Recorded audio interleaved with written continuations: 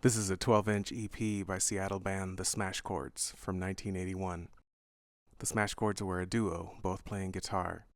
This is the only record I have by them. They also released a cassette in their lifetime, and that came out in 1982.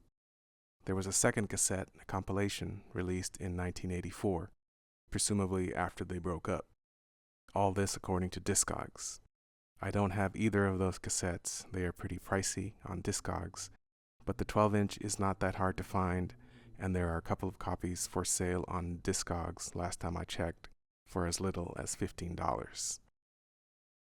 The liner notes on the Deep and Dumb cassette by the Smashchords says, "Still mono.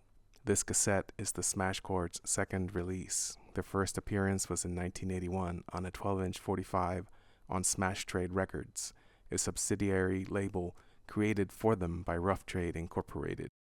Recorded at Smashstone Studio, Seattle, Washington, during the summer of 1981.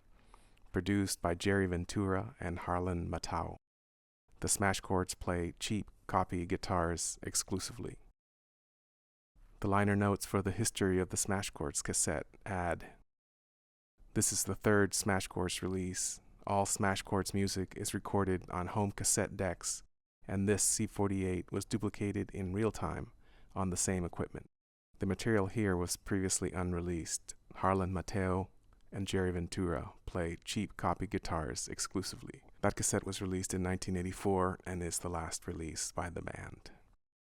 Steve Albini listed Brand New Rambler, the track that opens this record, as one of his 20 favorite songs on a Twitter post he made in 2023. It's probably the best song on this 12-inch.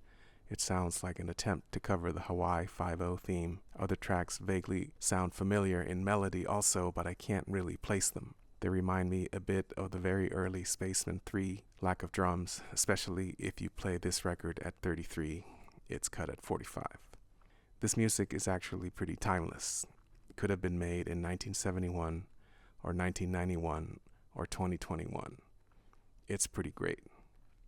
If you dig around on the internet, there's a little bit more info about this band.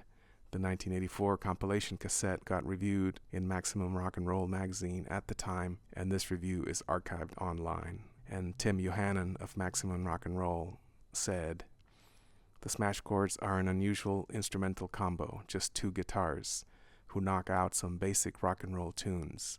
While this tape is certainly unique, it's also a bit frustrating, since their catchy rhythms make you hope they'll cut loose in a real savage way, but they can't, because they've got to keep providing the rhythm section, the Pete Townsend syndrome." Smashchord had some great track titles on the 12-inch and on the cassettes. Like a lot of instrumental bands, it seems they try to make up for lyrics by coming up with the most brilliant or dumbest or sometimes both track titles ever, something that Mogwai is pretty good at as well. According to Discogs and a couple of other online sources, the duo of Smashchords consisted of Harlan Matau and Jerry Ventura.